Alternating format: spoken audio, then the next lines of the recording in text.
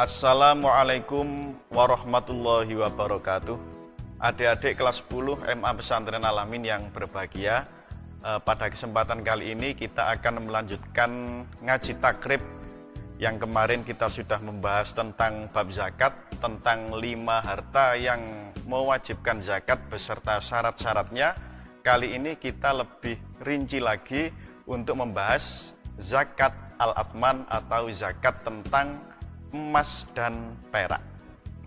Lah, sebagaimana kita tahu di video sebelumnya, syarat di dalam zakat al-athman itu ada 5. Yang pertama adalah Islam, artinya kalau dia tidak beragama Islam ya maka ya tidak wajib zakat al-athman.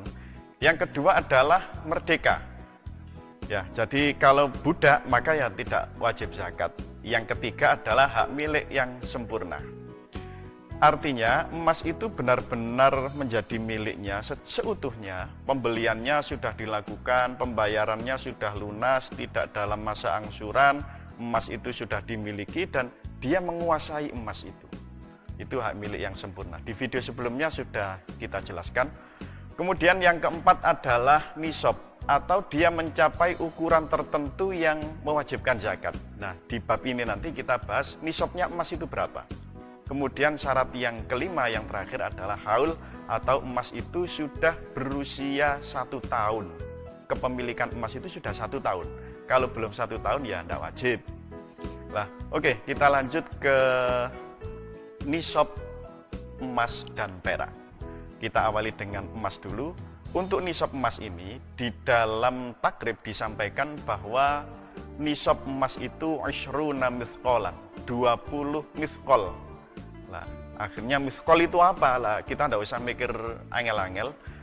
Sudah banyak sekali ulama-ulama kekinian yang sudah mengkonversi dari ukuran mithqal ke gram. Lah, banyak sekali versinya. Ada yang mengatakan nisabnya emas itu 85 gram. Ada yang mengatakan 77,5 gram. Tapi yang paling rendah adalah yang ini, 77,5 gram. Artinya ini adalah angka terendah yang mewajibkan zakat. Kalau sampean punya emas batangan, beratnya kok 1 on atau 100 gram, usianya sudah 1 tahun, maka ya otomatis sudah mencapai nisab, maka harus mengeluarkan zakatnya. Kemudian untuk perak. Perak sendiri ini kalau di takribnya ini disampaikan 200 dirham, mi'ata dirhamin, 200 dirham. Nah, itu juga banyak ulama yang sudah mengkonversi menjadi ukuran gram dan akhirnya ketemu 543,35 gram atau 540 gram lah. Artinya kalau perak itu sudah mencapai setengah kilo lebih 40 gram, usianya sudah 1 tahun peraknya, maka wajib dikeluarkan zakatnya. Oke, setelah kita bahas tentang nisab, nisabnya emas tadi 77,5 gram, nisabnya perak tadi 540 sekian gram. Lah sekarang nilai zakatnya berapa? Nilai zakatnya untuk emas ini adalah 2,5%, rubu'ul usyur, seperapate 1/10. Simpelnya omong 2,5%. Artinya kalau emasnya 100 gram, maka ya 2,5 gramnya ini harus dizakatkan. Atau sekarang yang perak. Perak sendiri nominalnya juga sama, nilai zakatnya juga sama, bukan nominal, sorry. Nilai zakatnya juga sama, yakni 2,5%. Artinya kalau peraknya tadi ternyata 1 kilo atau 1000 gram, maka ya 2,5% dari 1000 gram atau 25 gram peraknya ini harus dikeluarkan sebagai zakat. Nah, itu adalah tentang nilai zakat sudah, nisab zakat emas dan perak juga sudah. Nah, tapi ada catatan penting yang disampaikan oleh musannaf takrib di dalam penutup fasal zakat al-athman, yaitu ini, wala tajibu dan seterusnya, yang artinya begini. Tidak wajib zakat atas perhiasan yang diperbolehkan. Nah, ini butuh fokus yang agak lebih. Artinya begini, perhiasan itu ada yang diperbolehkan, ada yang tidak diperbolehkan. Maksudnya begini, perempuan boleh pakai perhiasan emas, laki-laki tidak boleh pakai perhiasan dari emas. Paham maksudnya sampai sini? Oke, perempuan punya emas perhiasan, nilainya atau bobotnya sudah mencapai nisab. Tapi perempuan itu perhiasannya berupa kalung, anting, cincin. Ternyata berat perhiasan yang dikoleksi oleh perempuan tadi sudah mencapai 77,5 gram, sudah mencapai 1 nisab. Maka dia tidak wajib mengeluarkan zakat. Kenapa? Karena emas yang dimilikinya adalah berupa emas perhiasan yang memang boleh digunakan. Tapi kalau ada laki-laki punya gelang emas, punya kalung emas, punya anting dari emas, punya cincin emas, beratnya 77,5 gram. Nah, laki-laki tidak boleh pakai perhiasan dari emas. Berarti bukan termasuk perhiasan yang diperbolehkan.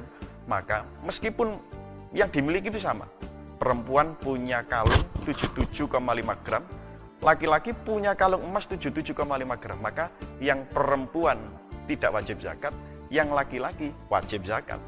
Karena tidak termasuk perhiasan yang diperbolehkan. Terus sehingga emas yang harus dikeluarkan zakatnya adalah emas yang perhiasan yang haram untuk digunakan. Kemudian emas yang berupa perabot. Jadi emas yang dijadikan perabot itu wajib. Sampai makan kalau tidak pakai piring emas, ilate gatel. Nah, ternyata piringnya bobote, piring emasnya itu sudah 1 on sendiri. Maka ya otomatis wajib dikeluarkan zakatnya. Kemudian sampean punya emas batangan. Tujuan emasnya itu untuk investasi. Maka sampean punya emas batangan 100 gram, usianya sudah 1 tahun, maka 2,5 gramnya ini harus dizakatkan.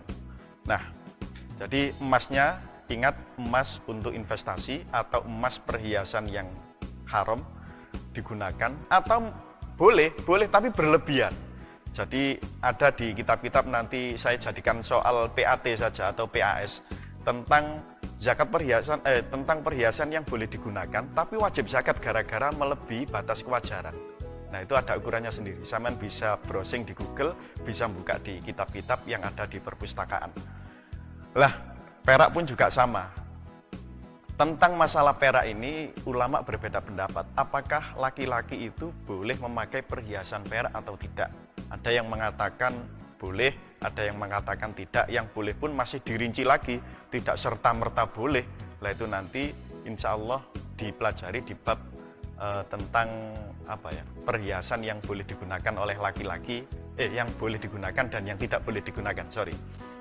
Nah, ini poin pentingnya. Kalau emasnya itu untuk investasi atau emasnya itu berupa perhiasan yang haram untuk digunakan, maka ingat, ada kewajiban zakat atasnya. Oke? Nah, sekarang begini. Kalau emas batangannya itu 100 gram wungkul 100 gram. Apakah emasnya itu harus dicuil 2,5 gram kemudian diberikan ke Basnas misalnya dalam prakteknya? Maka enggak. Kalau kita melihat hasil-hasil Bahsul Masail di berbagai pondok, di pondok-pondok pesantren itu boleh mengeluarkan zakat dalam bentuk uang, zakat emas ini. Jadi kalau mau dikebiauya ya, dari 5 harta yang wajib dikeluarkan zakatnya di video sebelumnya, ini boleh mengeluarkannya dengan dalam bentuk uang. Artinya kita konversi saja. Jadi sampean punya emas 100 gram, 2,5 gramnya ini harus dizakatkan. Tapi nggak mungkin dong emas itu kita cuil-cuil. Justru malah nanti digadekno malah jadi masalah lagi.